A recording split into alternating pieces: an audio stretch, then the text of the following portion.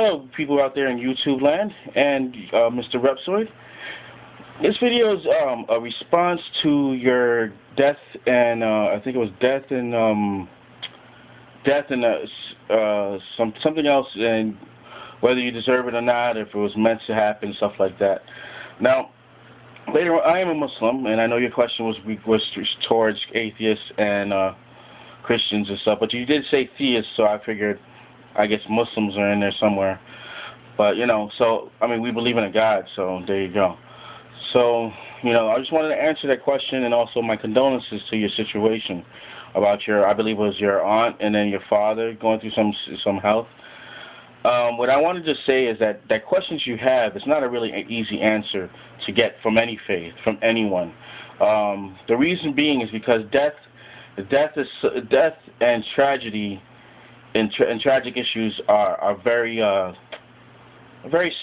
sensitive. So say you come at me after someone's died in your family, you know, God forbid, you know, and I come up to you and say, well, you know, it was meant to happen, or, you know, it was in God's plan type stuff, and then you're left with, well, why did God plan that? Why did God, you know, do these things? And I think the best way I can answer this question, that this dilemma, is that in terms of the idea of God and everything and creating death, is that first of all, death is part of reality.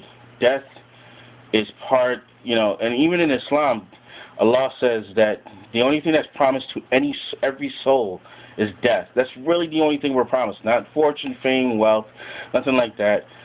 The only thing we're promised is that when we're born, we're going to die, whether it be 2 months right after, or a second before after we were born, or 30, 50 years. It doesn't matter. But death is a reality. Also, the stuff that we have been introduced into this world is pulling us. But why do people die in such a terrible way? Why do people go through these things?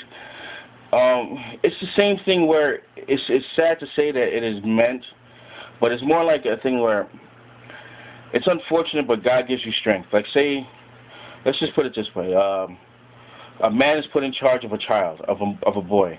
All of a sudden, this man has feelings of having sex with this boy. Now, first of all, God has given him this power to overwhelm this boy. So, in the end, the person this guy who made the wrong choice of hurting this boy will be answered for his deeds. So it's not like just because things are meant, things are not going to be taken care of. Things will be taken care of on the day of judgment. It says that the day of judgment is so thorough that even the ram that rammed a ram with the horns that rammed an animal without horns will be held accountable for that, because, you know, the other one obviously didn't have any weapons to defend himself.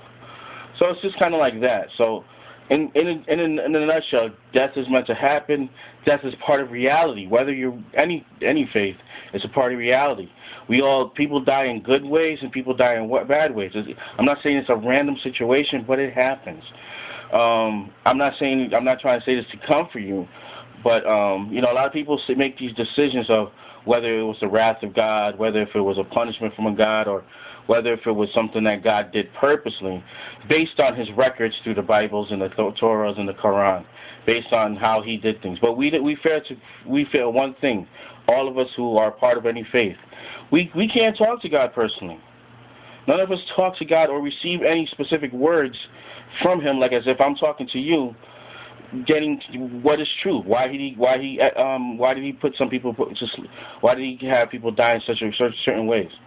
So it's not for us to make that decision of what specifically happened to the death, what specifically happened to the person's life. But it is just to understand that reality is not it's not fun.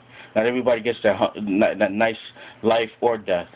So I hope that helps answer your question. If it asks for more questions, post it on my comment below, like or dislike or subscribe. And I'd like to hear more from you, especially you, Mr. Repzoid. Thank you very much.